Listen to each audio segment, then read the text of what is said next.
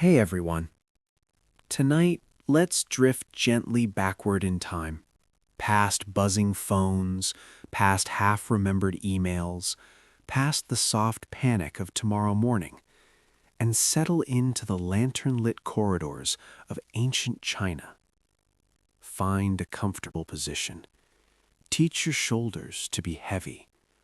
Let your thoughts wander slowly, like a court official who has forgotten why he entered the room. Because tonight, we're talking about emperors and their love lives, which, as it turns out, were rarely peaceful, often ill-advised, and frequently disastrous for everyone involved, including the empire. So take a slow breath, and let's wander into the palace. Ancient Chinese emperors were, officially, the sons of heaven, semi-divine figures who ruled over everything from river floods to tax policy to the correct length of mourning robes. Unofficially, they were human beings with absolute power, unlimited access to other human beings, and very little practice being told no, which is how you end up with forbidden romances, secret affairs, jealous empresses, scheming concubines, betrayed ministers, poisoned cups of wine, and the occasional civil war, all unfolding quietly behind silk curtains. The first thing to understand is that the imperial harem was not a romantic fantasy. It was a carefully managed bureaucracy of affection. Thousands of women, ranked precisely, empress at the top, then consorts, then concubines, then lower-level palace ladies whose job titles were vague but exhausting. Love was not part of the job description, politics was. Every relationship had consequences, every child was a potential heir, every smile could start a rebellion. Which brings us gently, sleepily, to one of the most famous scandals in Chinese history. Emperor Xuanzong of the Tang dynasty, a man who began his reign as a capable ruler, hard-working, thoughtful, decently responsible, which of course meant that fate immediately introduced him to a woman who would unravel everything. Her name was Yang Yihuan. History remembers her as Yang Guifei, precious consort Yang.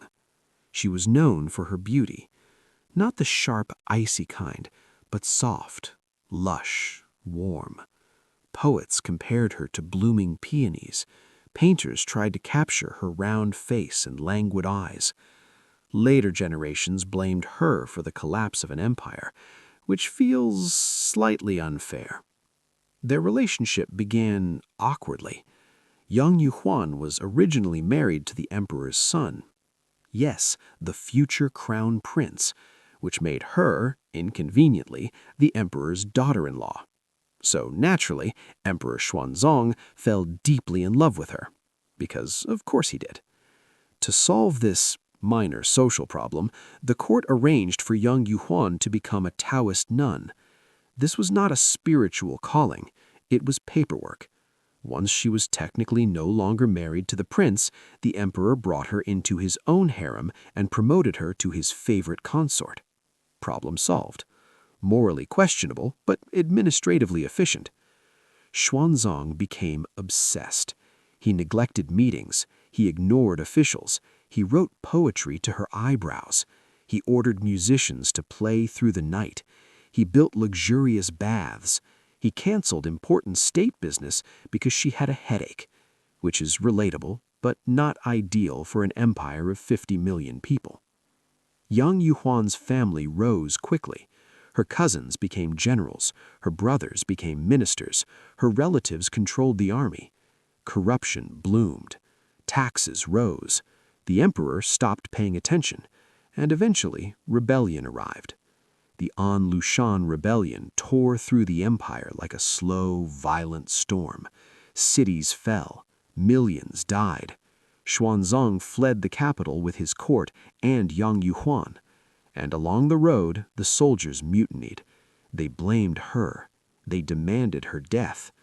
Xuanzong, heartbroken, exhausted, defeated, agreed. Yang Yuhuan was strangled at a roadside temple. The emperor never recovered. He abdicated. He lived quietly. He listened to old songs and cried. And thus, one forbidden romance became a cautionary tale about desire, negligence, and the dangers of promoting your girlfriend's cousins to military command. But Xuanzong was not alone, not even close.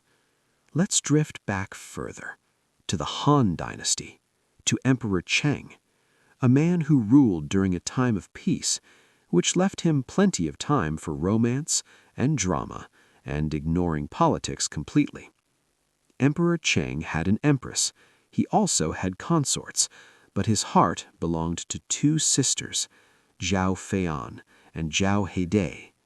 They were dancers, graceful, delicate. Feian's name meant flying swallow. She was famous for her lightness. People claimed she could dance on the palm of a hand, which is probably poetic exaggeration, but the emperor believed everything about her. He dismissed other women. He neglected the empress. He gave the sisters enormous power. They allegedly arranged miscarriages among rival concubines, poisonings, quiet removals, because nothing says romance like systematic elimination of competitors. Emperor Cheng never produced an heir. He died young, possibly from exhaustion, possibly from poison, possibly from loving the wrong people too enthusiastically. The Zhao sisters were later forced to commit suicide. The dynasty wobbled, all because of a dancer with good balance. Now let's drift sideways into the shadows of another palace, the Northern Wei dynasty. Emperor Shao Wen, a reformer, a serious man, determined to modernize his empire. He married his cousin, which was normal. He had concubines, which was expected. But his real emotional world was complicated.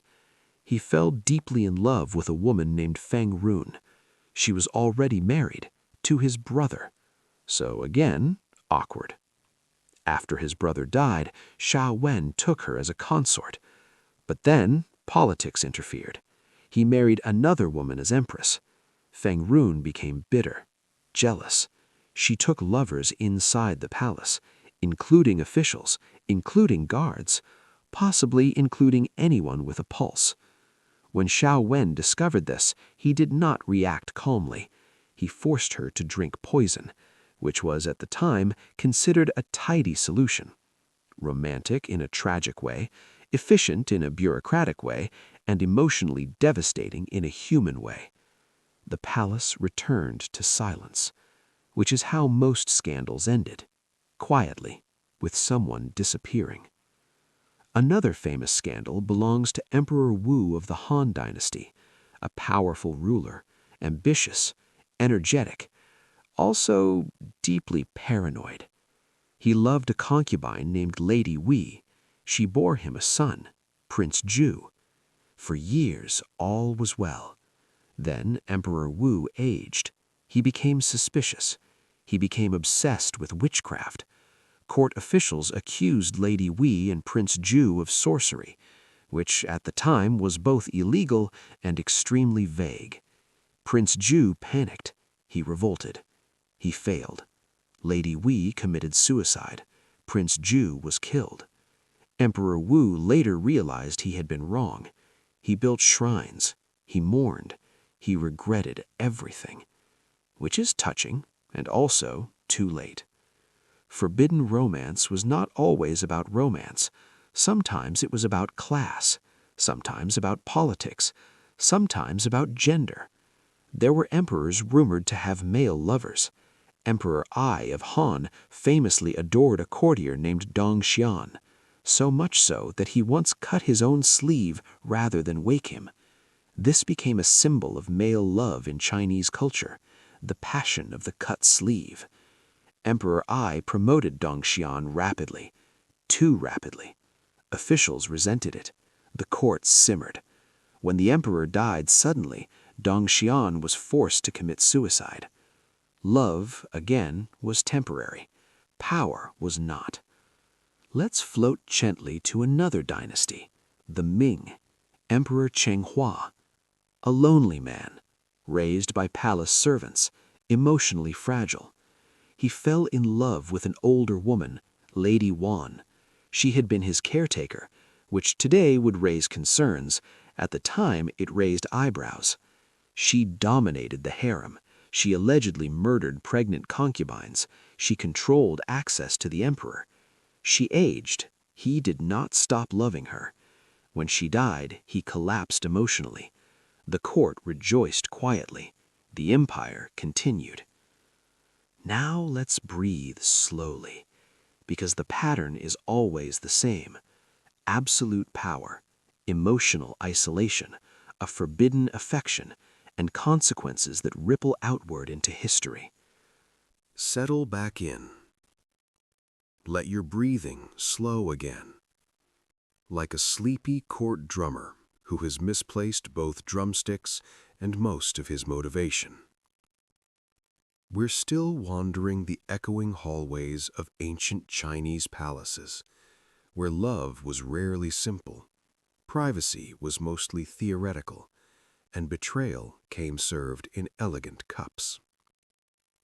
In the last part, we watched emperors fall for dancers, cousins, caretakers, and court favorites, often with the emotional stability of a startled goose.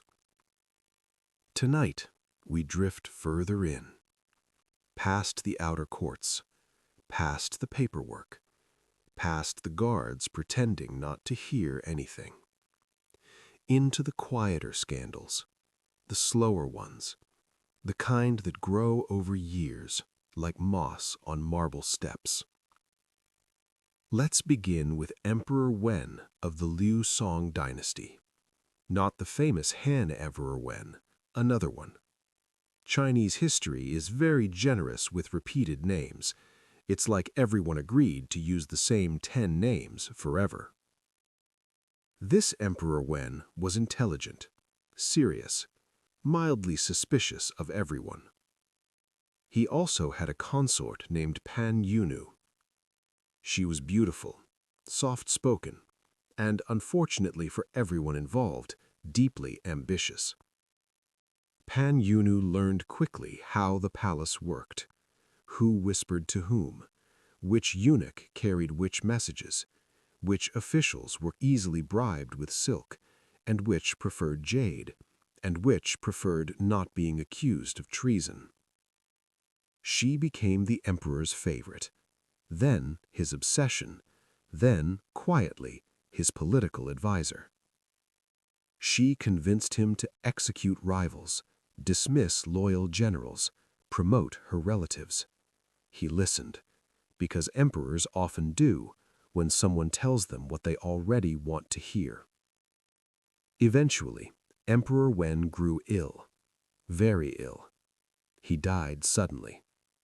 Pan Yunu became Empress Dowager, and then, just as suddenly, she was murdered by palace guards. Officially, it was restoring order. Unofficially, it was revenge, which in palace language usually means someone important was tired of her breathing. Forbidden love doesn't always end with poetry. Sometimes it ends with a small room and no witnesses. Now let's drift gently into the Tang dynasty again, because the Tang court was a goldmine of romantic chaos. This time, Emperor Daizong, not charming, not relaxed, not especially beloved. He had a concubine named Consort Wang.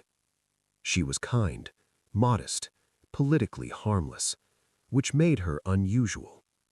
He trusted her, which made her dangerous. Other concubines hated her. Officials resented her influence. Rumors bloomed that she interfered in appointments, that she passed secrets, that she practiced witchcraft. The emperor defended her. For a while. Eventually, he stopped. Consort Wang was demoted, then exiled, then quietly ordered to commit suicide. Emperor Daizong mourned. He wrote poems. He blamed himself. He continued ruling, which is how these stories often go. Love, then fear, then paperwork, and silence.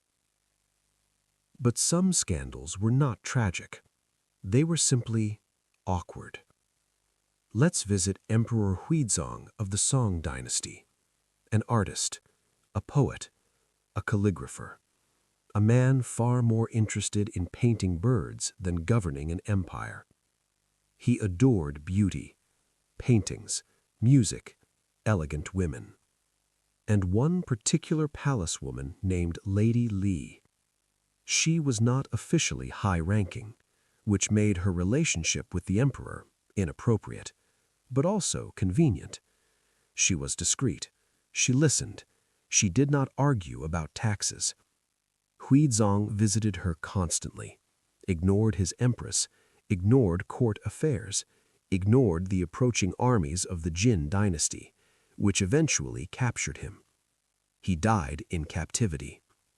Lady Li disappeared from history, which may have been merciful, because surviving emperors were usually inconvenient.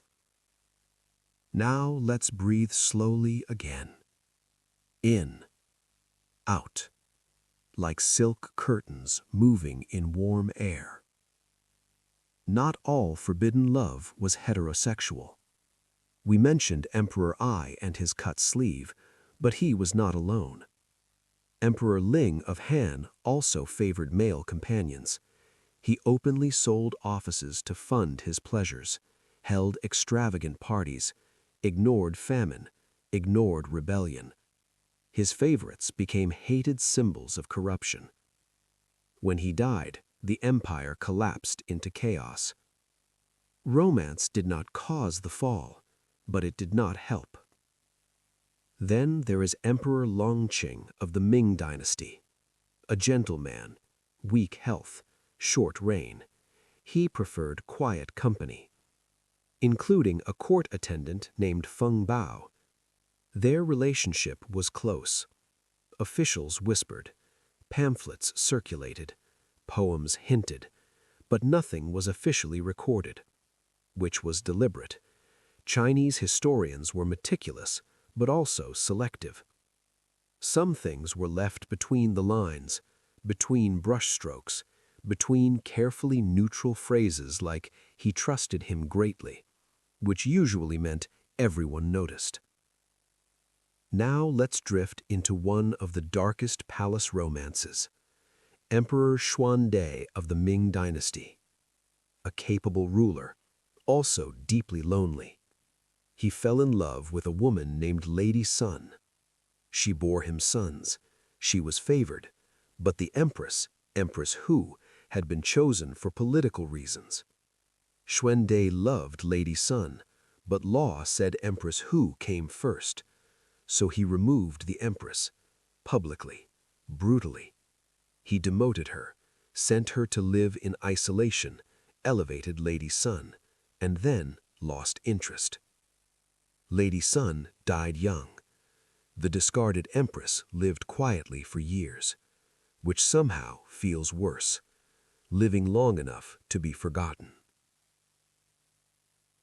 Then there is Emperor Jia Jing of the Ming dynasty, a man deeply devoted to Taoist immortality rituals and not particularly devoted to his wives. He had dozens of concubines. He neglected them. He mistreated them. He forced them into exhausting alchemical ceremonies. One night, several palace women attempted to strangle him in his sleep. They failed because someone tied the knot wrong, which feels on theme. The women were executed. The emperor became more paranoid, and the palace became quieter. Forbidden love can create chaos, but neglected love can do the same. Now let's float further back to the Three Kingdoms period, to Cao Pi, son of the famous warlord Cao Cao, first emperor of Wei. He fell in love with Lady Zhen, who had been his brother's wife. History is remarkably consistent about this particular mistake. He married her, then suspected her of infidelity, then forced her to commit suicide, then regretted it, then honored her memory, then ignored his other wives, then died. A cycle, almost rhythmic, like waves against stone.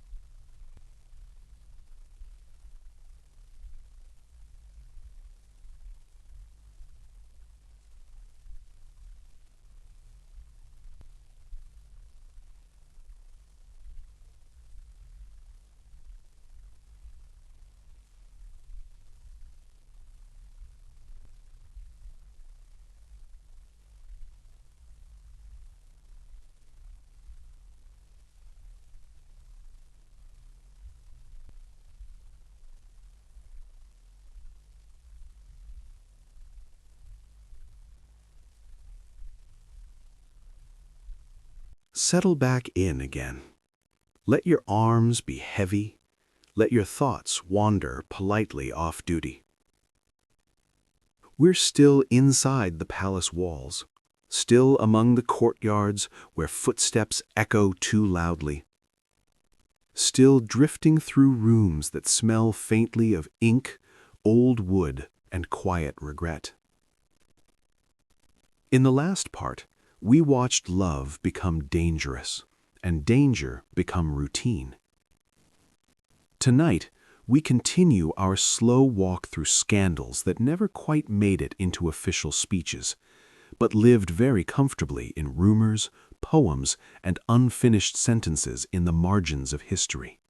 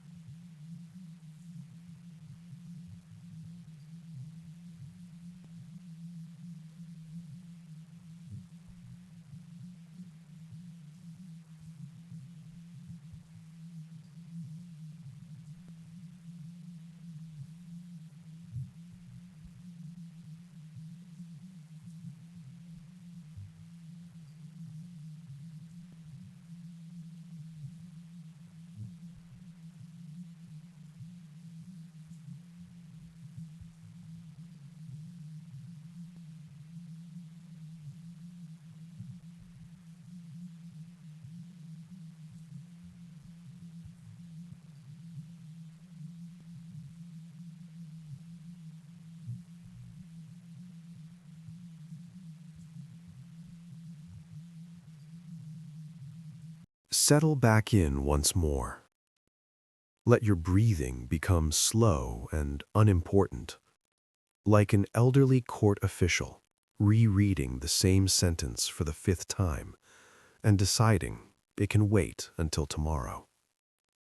We're still in the palace, still moving gently through hallways that were never meant for happiness, only order and airs, and the occasional discreet tragedy. So far, we've wandered through forbidden romances built on obsession, jealousy, grief, ambition, and very poor communication skills. Now we drift into another quiet disaster. Marriage.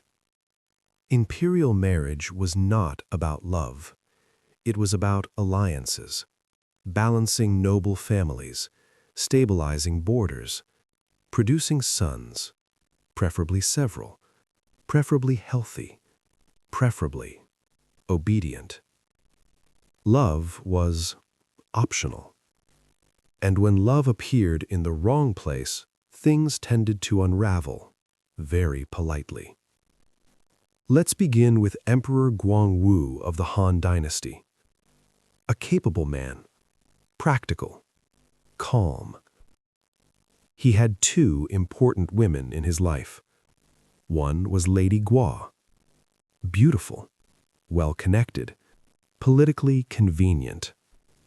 The other was Yin Lihua, quiet, gentle, his childhood sweetheart. He loved Yin Lihua. Everyone knew it. But he married Lady Guo first.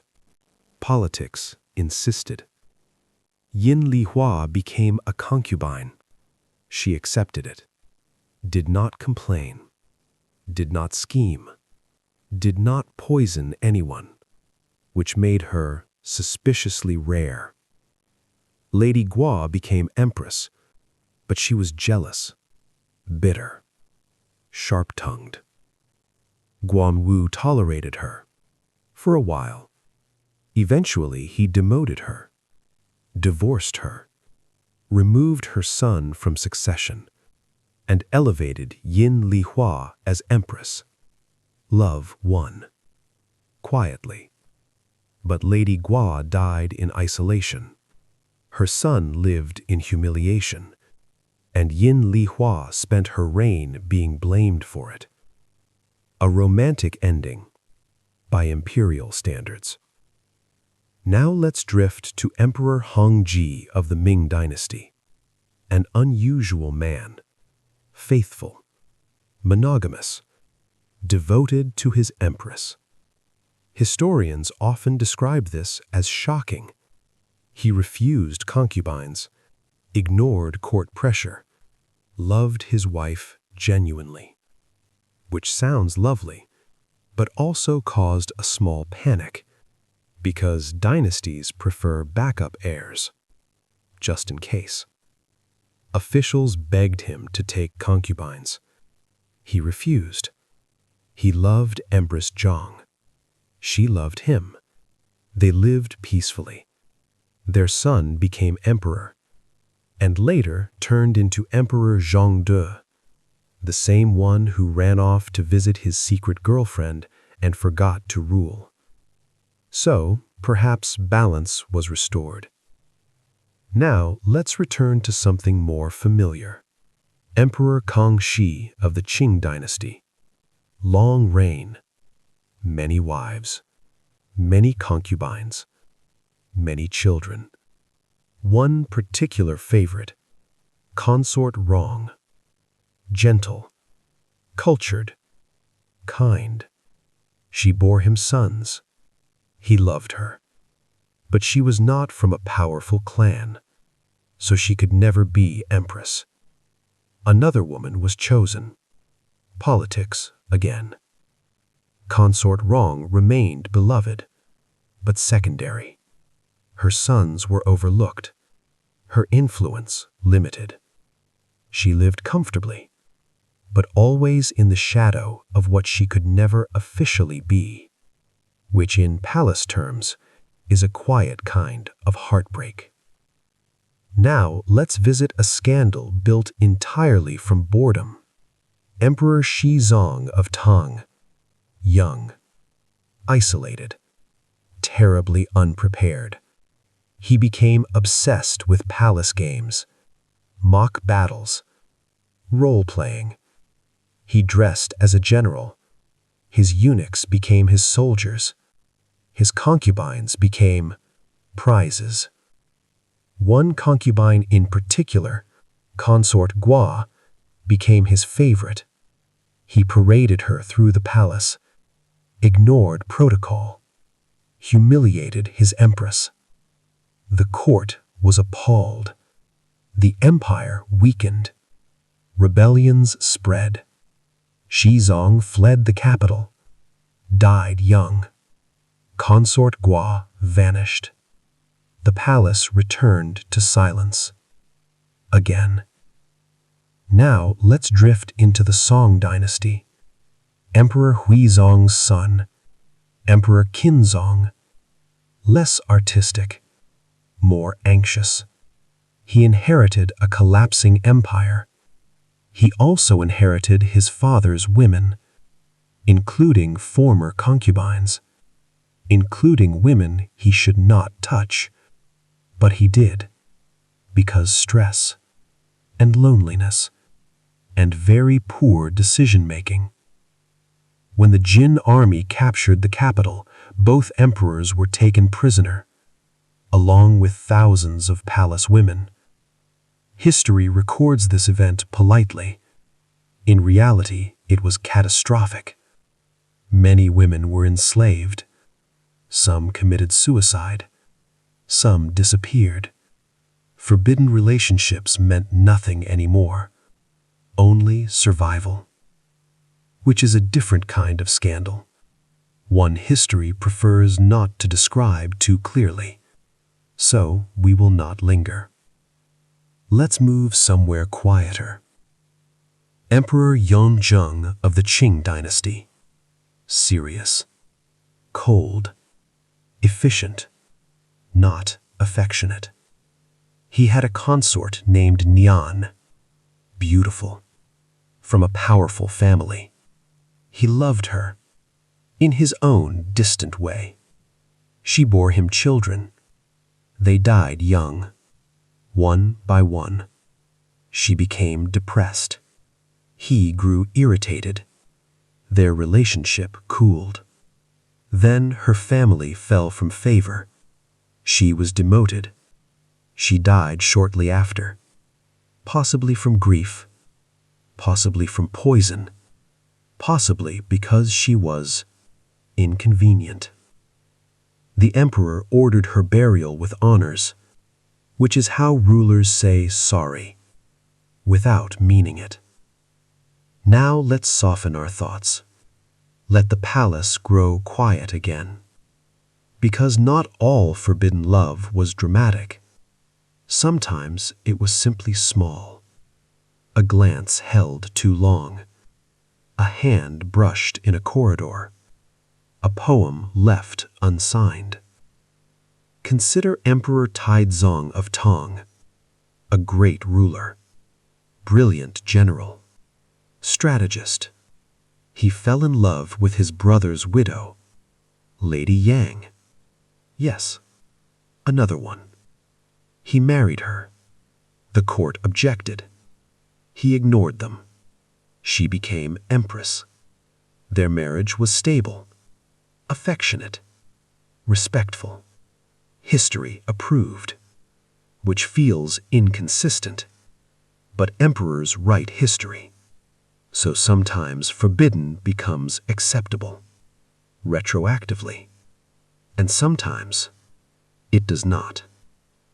Now think of all the unnamed people, the palace maids, the junior concubines, the servants, who loved emperors briefly, or were loved, or were mistaken for love. Their stories were never written. Only their silences remain. And finally, let's rest with Emperor Xuanzang again.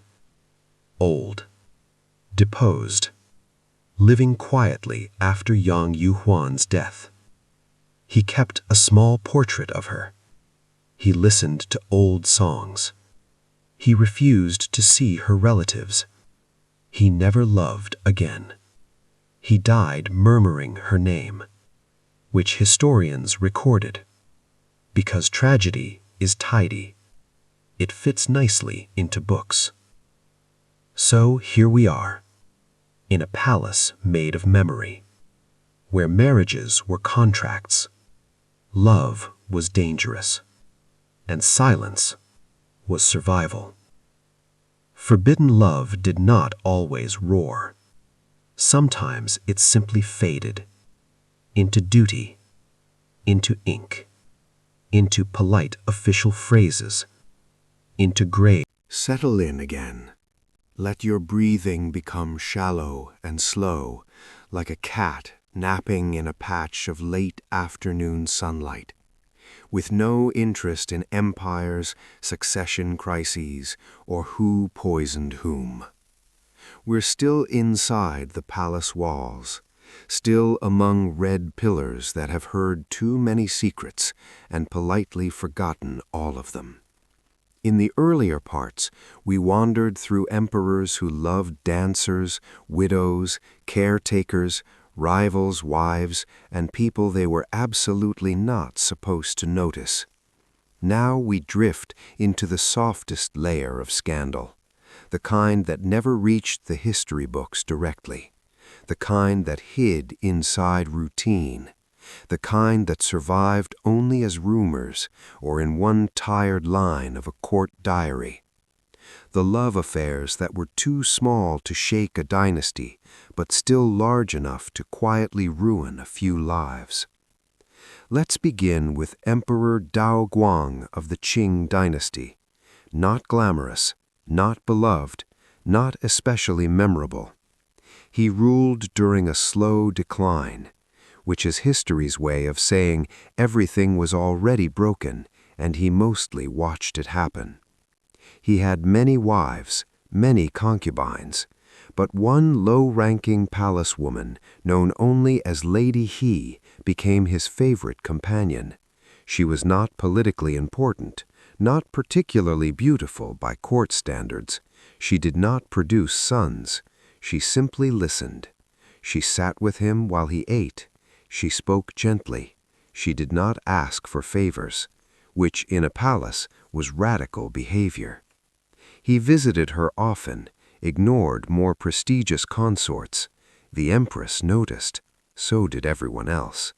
Lady He was accused of overstepping her place, of influencing policy, of distracting the emperor. None of this was proven, which rarely matters. She was transferred to another palace compound, then to a distant residence, then quietly erased from court life. The emperor continued ruling, but he became more withdrawn, more irritable, more alone. Lady He disappears from the record, which is how most forbidden loves end, not with tragedy, not with poetry, but with an empty line in a ledger. Now let's drift further back to Emperor Ping of the Han Dynasty, a child emperor, controlled by regents, married very young to Empress Wang. They grew up together inside the palace, shared lessons, shared meals, shared boredom. Eventually, something resembling affection formed, not political, not strategic, just familiar, comfortable, which was dangerous because Empress Wang's family already controlled the government. Their closeness made officials uneasy. Rumors spread that she influenced him, that she whispered advice, that she planned something. She did not. He died at 15, possibly poisoned, possibly ill, possibly inconvenient. She became a political tool, then a forgotten widow. Their quiet affection became irrelevant to history, but it likely mattered to them, which is sometimes the cruelest part. Now let's visit Emperor Suzong of Tang, son of the famous Xuanzong, the one with Yang Yuhuan. Suzong inherited a broken empire. He also inherited trauma, which he expressed through emotional dependency. He became deeply attached to a palace maid named Zhang. She had no rank, no family, no ambition. She reminded him of his mother, which is not something historians enjoy unpacking. He kept her close, spoke to her privately, trusted her more than ministers. She did not seek power, but others used her position. They bribed her, threatened her, asked her to whisper suggestions. She tried to refuse. It did not matter. She became a political liability. The court demanded her removal. Suzong resisted, for a while. Eventually, she was sent away. He fell into depression. He stopped caring about court. His health declined. He died not long after. Zhang lived quietly somewhere far from the capital. Her name appears once more in a registry, then never again. Now let's float gently to the Song dynasty. Emperor Zhenzong, a nervous man, superstitious, deeply anxious about legitimacy. He married Empress Liu. She was intelligent, sharp, politically skilled. They worked well together. But he also formed an attachment to a palace woman named Li. She bore him a son, the future emperor. But Li was low-born, unfit to be empress, so Empress Liu raised the child as her own. Lady Li was sent away. She lived in obscurity for decades. The son became emperor. He believed Empress Liu was his mother. Lady Li remained silent. Only near her death was the truth revealed. The emperor was devastated. He honored her posthumously. He wept. He blamed the court.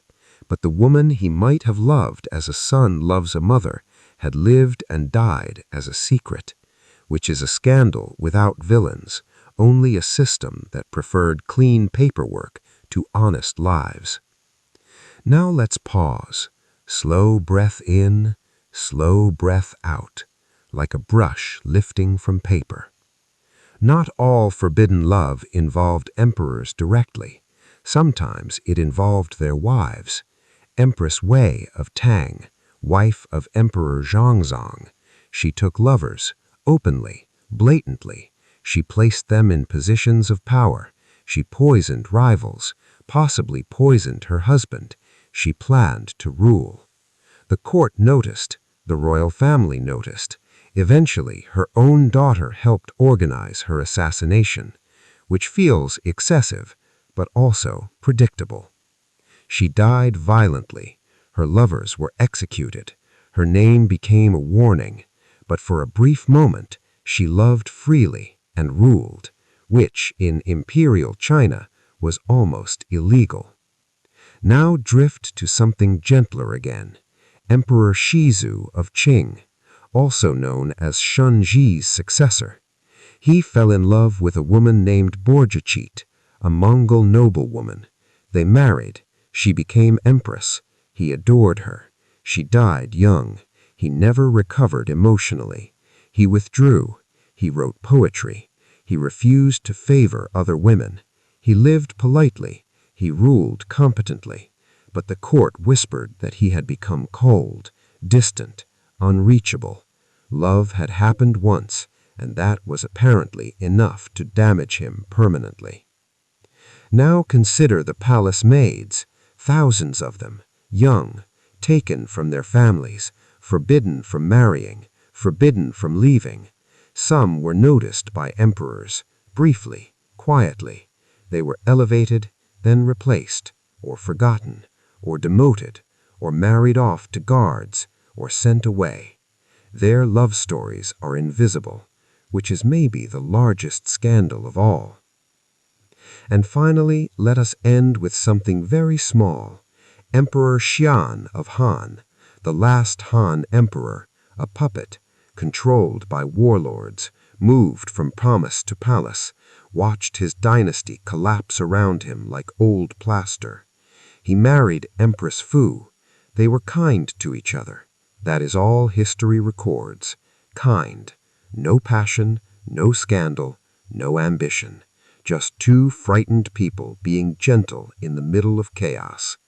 When he was forced to abdicate, she went with him into obscurity.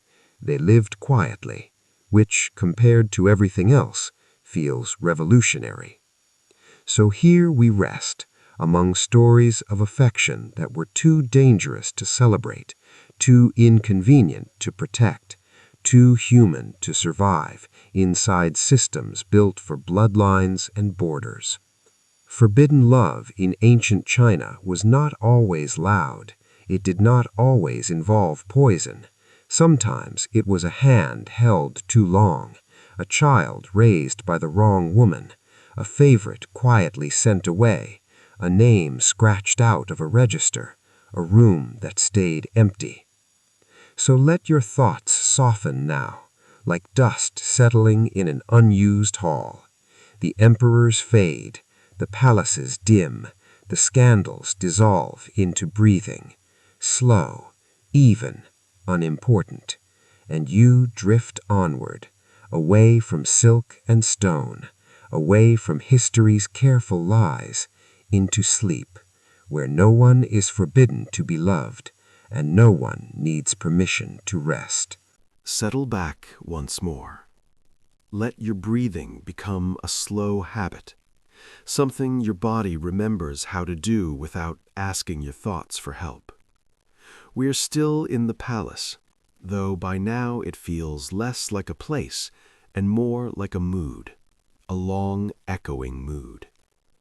In the earlier parts, we wandered through emperors who loved too loudly, too foolishly, too dangerously, and through others who loved quietly enough to be erased. Tonight we drift into the final layer of these stories. Not the famous scandals, not the dramatic ones with rebellions and poisoned cups, but the late-stage ones, the tired ones, the scandals that barely had the energy to be scandals at all. Let's begin with Emperor Xuantung, better known as Pu Yi, the last emperor of China.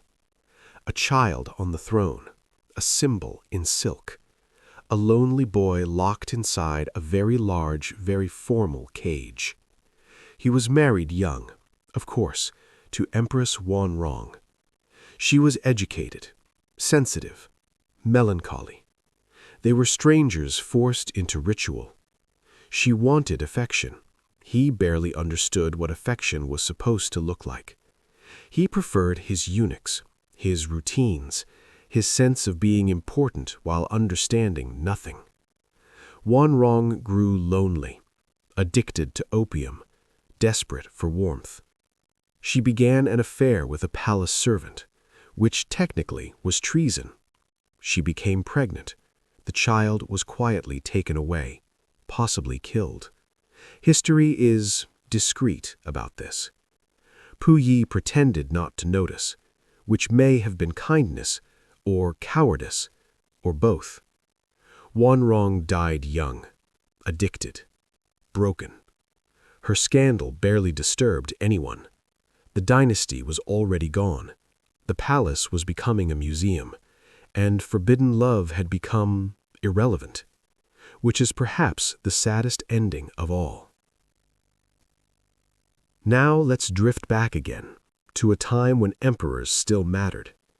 Emperor Yizong of Tang, a ruler famous mainly for enjoying pleasure more than responsibility. He loved women, wine, music.